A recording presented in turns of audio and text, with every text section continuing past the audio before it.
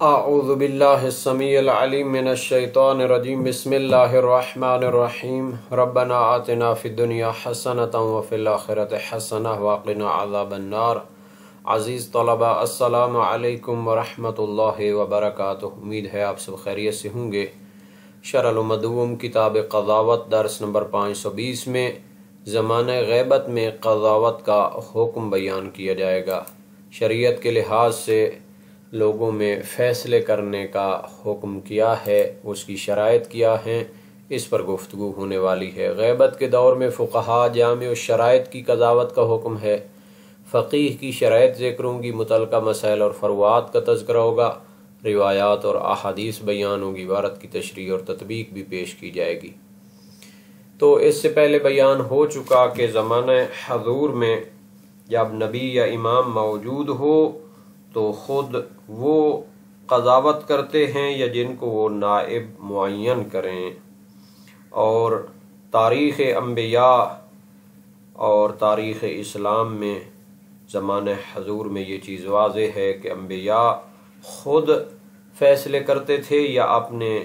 معتمد اور جلیل القدر اصحاب کے ذریعے فیصلے جاری کیا کرتے تھے۔ انبیاء کی تاریخ میں بھی یہ چیز موجود ہے، اور ائمہ اہل بیت کے دور میں اتنا وسیع و عریض جو مملکت اسلامیہ تھی وہاں پر خصوصی طور پر اہل بیت کے نمائندے فقہا موجود تھے۔ ایک کتاب ہے موسوعۃ طبقات الفقہا، 15 جلدوں میں ہے۔ پہلی 3 جلدیں ضخیم وہ اہل بیت کے دور میں جو جلیل القدر فقہا شخصیات تھیں جن کی طرف ائمہ معصومین رجوع کرنے کا حکم دیتے تھے۔ اعیان الشیعہ، 10,000 شیعہ پرسنالٹیز کا ذکر ہے۔ اہل بیت کے دور کے جناب علی فقہا اور قضات کا ذکر ہے جن کو ائمہ معصومین نے مومنین کے اختلافات کو حل کرنے کے لیے معین کیا تھا اور ان کی طرف مراجعہ کا حکم فرماتے تھے۔ رجال و حدیث کی کتابیں، تاریخ اور تراجم کی کتابیں اس سے بھری ہوئی ہیں، اور یہ ایک نہایت وسیع باب ہے۔ ائمہ معصومین نے زمانہ غیبت کے لیے فقہائے جامع الشرائط کو ناصب کیا ہے، معین کیا ہے کہ وہ لوگوں میں فیصلے کریں اور ان کے لیے شرعی احکام کو بیان کریں، جیسا کہ مقبولہ عمر بن حنظلہ امام صادق علیہ السلام سے منقول ہے اور نہایت طولانی حدیث ہے۔ اس میں ایک جملہ ہے فَإِنِّي قَدْ جَعَلْتُهُ عَلَيْكُمْ حَاكِمًا، میں نے فقیہ کو تم پر، قاضی کو تم پر حاکم بنایا ہے۔ ابو خدیجہ کی روایت ہے فَإِنِّي قَدْ جَعَلْتُهُ عَلَيْكُمْ قَاضِيًا، اور اس کے مزید تفصیلات بھی بیان کی جائیں گی۔ تو قضاوت کا جو مقصد ہوتا ہے وہ نزاع اور اختلاف اور جھگڑے کو ختم کرنا ہوتا ہے۔ تو اس کی خاصیت یہ ہوتی ہے کہ اس فیصلے کو چیلنج نہیں کیا جا سکتا۔ شرعی حوالے سے جو ایک فقیہ اور جامع شرائط عادل قاضی فیصلہ کرتا ہے تو پھر اس کو چیلنج نہیں کیا جا سکتا، اس کو توڑا نہیں جا سکتا، بلکہ دوسرے قاضیوں پر بھی واجب ہوتا ہے کہ اس کو نافذ کریں۔ تو یہ ایک بہت بڑا مرتبہ ہے، چونکہ قاضی اگر ناحق فیصلہ کرے تو لوگوں کی جانیں جا سکتی ہیں، لوگوں کے حقوق ضائع ہو سکتے ہیں، بہت بڑا مرتبہ ہے۔ تو کہا گیا کہ یہ بالکل جہنم کے کنارے پہ ہوتا ہے، اگر درست فیصلہ کرے تو بچ جاتا ہے، نہیں تو جہنم میں چلا جاتا ہے۔ امام صادق علیہ السلام سے روایت ہے القضاۃ اربعۃ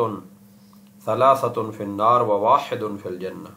4 قسم کے قاضی ہیں، 3 قسم کے جہنم میں جانے والے، 1 جنت میں جائے گا۔ رجل قضا بالجور وهو يعلم فهو فی النار،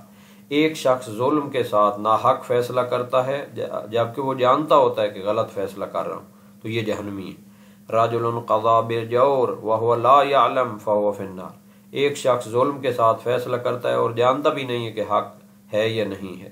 تو بھی وہ جہنمی ہے۔ رجل قضا بالحق وهو لا يعلم فهو فی النار، ایک شخص حق کے ساتھ فیصلہ کرتا ہے لیکن جانتا نہیں ہے کہ یہ حق ہے یا، تو وہ بھی جہنمی ہے۔ رجل قضا بالحق وهو يعلم فهو فی الجنہ، ایک شخص حق کے ساتھ فیصلہ کرتا ہے اور مکمل علم اور یقین رکھتا ہے کہ یہ حق کے ساتھ ہے، تو وہ بندہ جنت میں جائے گا۔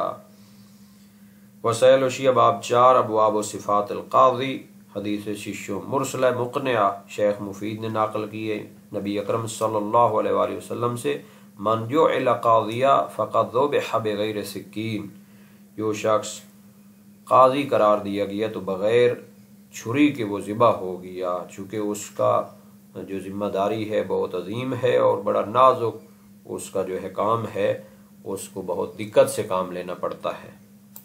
فرمایا وَفِي الْغَيْبَةِ يَنْفُذُ قَضَاءُ الْفَقِيهِ الْجَامِعِ لِشَرَائِطِ الْإِفْتَاءِ وَهِيَ الْبُلُوغُ وَالْعَقْلُ وَالذُّكُورَةُ وَالْإِيمَانُ وَالْعَدَالَةُ وَطَهَارَةُ الْمَوْلِدِ اجماعاً،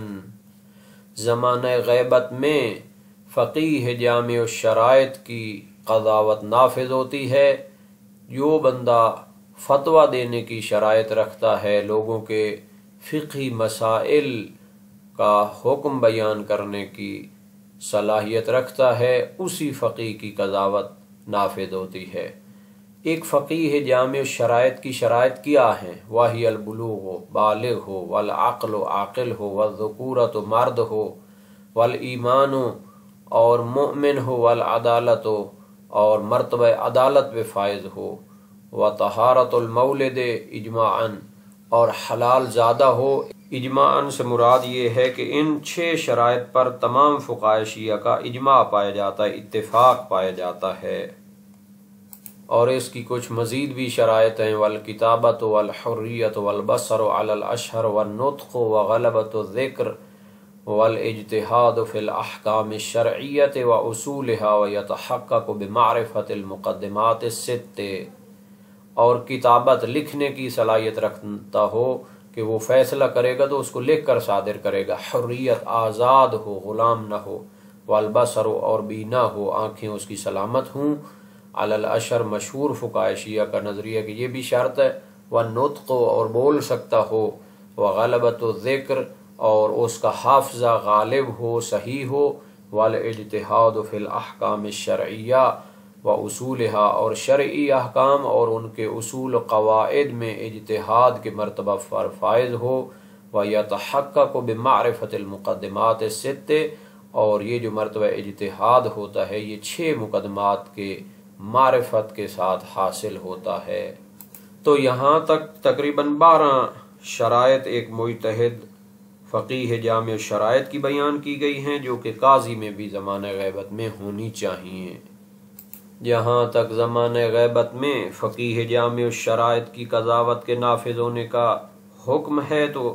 تمام فقہائے شیعہ کا یہی نظریہ ہے، کوئی اختلاف نہیں اس میں، اور روایات بھی اس پر دلالت کرتی ہیں۔ ابو خدیجہ کی روایت ہے امام صادق علیہ السلام سے، ایاکم ان یحاکم بعضکم بعضا الی اہل الجور ولکن انظروا الی رجل منکم یعلم شیئا من قضایانا فاجعلوه بینکم قاضیا فانی قد جعلته قاضیا فتحاکموا الیہ۔ وسائل الشیعہ باب اول ابواب صفات القاضی، حدیث 5۔ اور یہ حدیث ترجمہ اردو وسائل الشیعہ جلد 18 صفحہ 37 میں موجود ہے۔ شیخ صدوق نے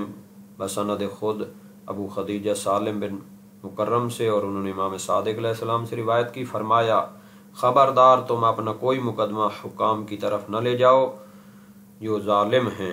بلکہ اپنے اس شخص کو دیکھو جو ہمارے بعض قضایا اور احکام کو جانتا ہے، پس اسے اپنا حکم اور قاضی بناؤ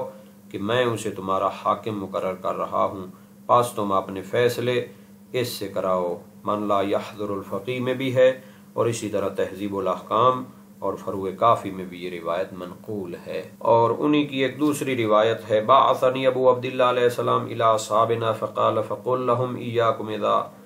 وقعت بینکم خصومہ او تدارا فی شیء من الاخذ والعطاء ان تحاکم الی احد من هؤلاء الفساق جعلوا بینکم رجلا قد عرف حلالنا وحرامنا فانی قد جعلت علیکم قاضیا وَإِيَّاكُمْ أَن يُخَاصِمَ بَعْضُكُمْ بَعْضًا إِلَى السُّلْطَانِ الْجَائِرِ۔ وسائل الشیعہ باب 11 ابواب صفات قاضی، حدیث 6۔ ابو خدیجہ کا بیان ہے کہ امام صادق علیہ السلام نے مجھے اپنے شیعہ اصحاب اور دوستوں کے پاس بھیجا اور کہا کہ ان سے کہو کہ جب تم میں کوئی جھگڑا یا کسی مسئلے میں لین دین پر کوئی اختلاف ہو جائے تو فاسقوں کے پاس اپنا فیصلہ لے جانے سے بچو، اور آپ نے درمیان اس شخص کو حکم قرار دو اور قاضی قرار دو جو ہمارے حلال و حرام کو جانتا ہو، میں نے تم پر اس کو قاضی بنایا ہے، اور بچو اس سے کہ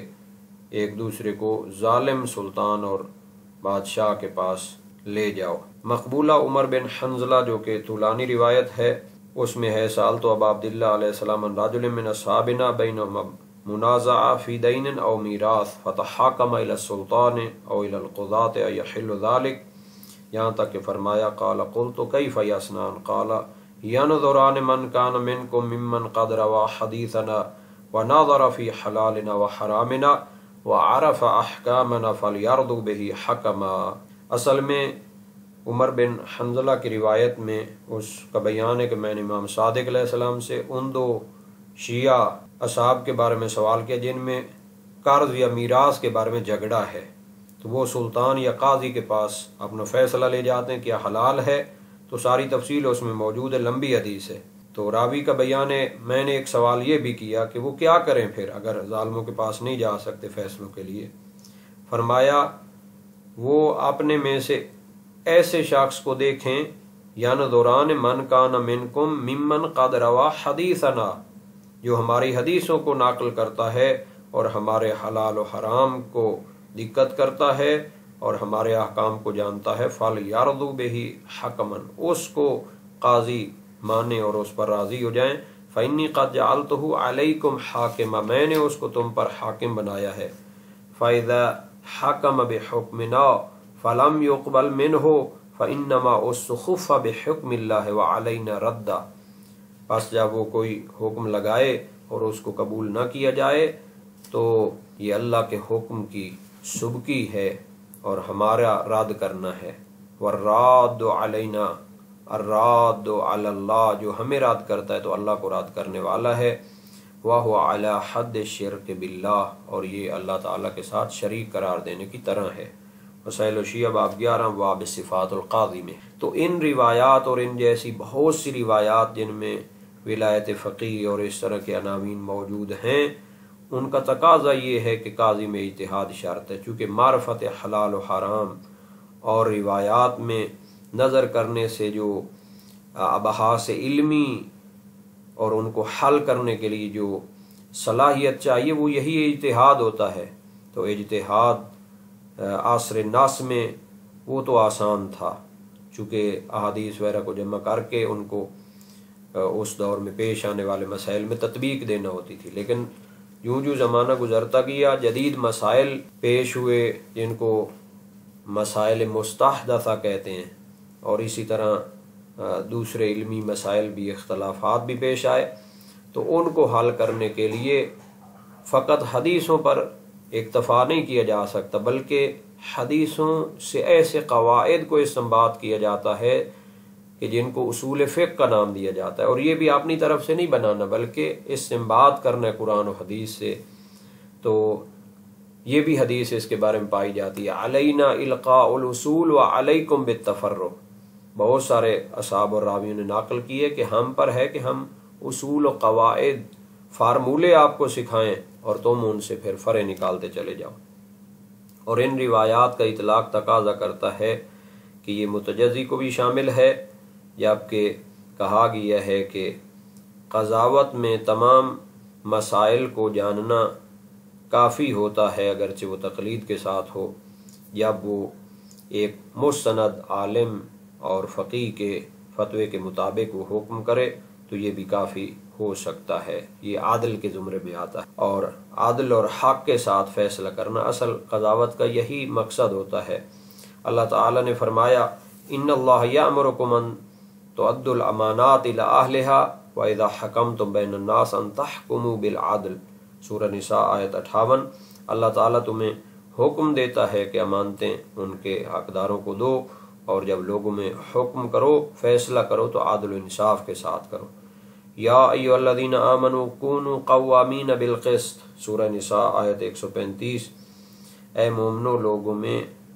عدل و انصاف کو قائم کرنے والے بن جاؤ۔ مزید فرمایا ومن لم يحکم بما انزل اللہ فاولئک هم الفاسقون،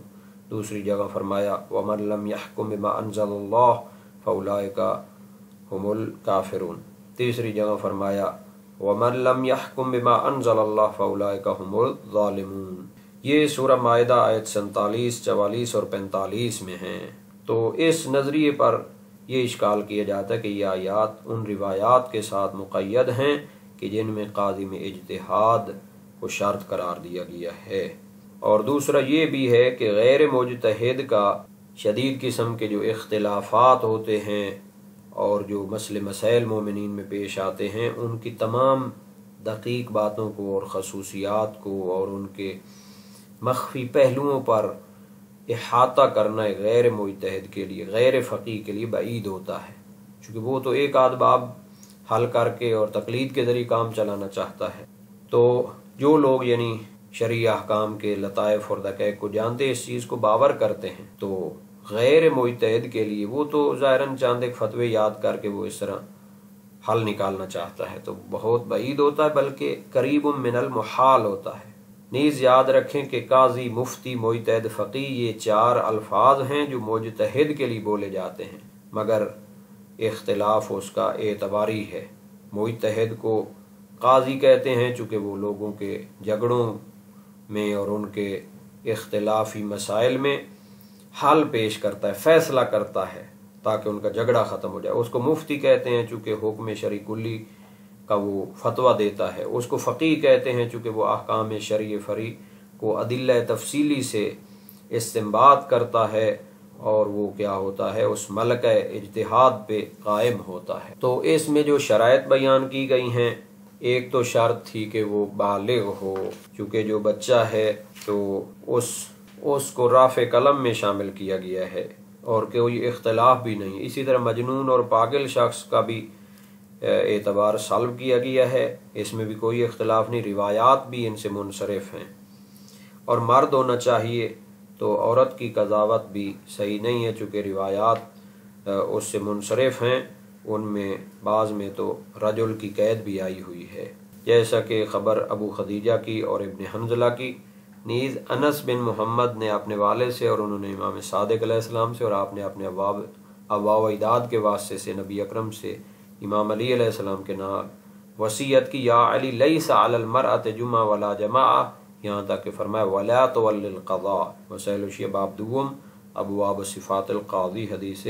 अव्वल। औरत पर जुम्मा जमात नहीं है और इसी तरह फरमाया कि वो क़ज़ावत की भी सरपरस्त नहीं हो सकती। ईमान शर्त है, यानी कि वो इमामत आइम्मा मासूमीन का एतक़ाद रखता हो, और जो तो बिल्कुल मुनकिर है अल्लाह ताला की ज़ात का भी, तो वो तो अहले अमानत नहीं है। और जो गैर शिया हैं तो रिवायात में शर्त है कि काजी भी उनमें से हो, जैसा कि मकबूला उमर बिन हंज़ला में है मन कान मिनकुम। इसी तरह ख़बर अबू खदीजा में है इला रजुल मिनकुम, चे जाए कि रिवायात कसीरा में गैर से फ़ैसला करवाने की भी मनाही है। उसमें अबू बसीर की रिवायत है इमाम सादिक़ अलैहिस्सलाम से,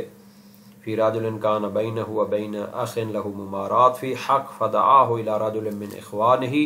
लियहकुम बैनहु व बैनहु फ़अबा इल्ला यरफ़अहु इला हाउलाइ कान बिमंज़िलतिल लज़ीना क़ाल अल्लाहु अज़्ज़ा व जल्ल अलम तरा इलल लज़ीना यज़अमूना अन्नहुम आमनू बिमा उनज़िला इलैका व मा उनज़िला मिन क़ब्लिका युरीदूना अन यतहाकमू इलत ताग़ूत व क़द उमिरू अन यकफ़ुरू बिह वसैल शिया बाब अव्वल अबवाब सिफ़ातिल क़ाज़ी हदीस दुव्वम। एक शख्स की अपने भाई के साथ कोई झगड़ा था किसी हक़ के बारे में, तो उसने उसे दावत दी कि आए कोई अपना मोमिन काजी जो है उससे फ़ैसला करवाते हैं। तो उसने इनकार किया, मगर ये कि गैरों के पास उसको ले जाए, कि जिन के बारे में खुदा ने फरमाया है कि वो लोग गुमान करते हैं कि वो ईमान लाए, जो कुछ नबी अकरम पर और पहले अंबिया पर नाज़िल हुआ, और वो चाहते हैं कि तागूत से फ़ैसले करवाएं, और हालांकि उन्हें हुक्म दिया गया है कि उनका इनकार करें। चे जाए कि इब्न हंज़ला और अबू खदीजा की रिवायात भी उसी चीज़ पर दलालत करती हैं, यानी गैरों से फ़ैसला करवाने की नहीं करती हैं। अदालत शर्त है, तो फासिक की कज़ावत शर्त नहीं है, चूँकि उसकी तो गवाही कबूल नहीं होती। चे जाए कि उसकी कज़ावत और फ़ैसला लागू हो जाए। हलाल ज़्यादा होना चाहिए,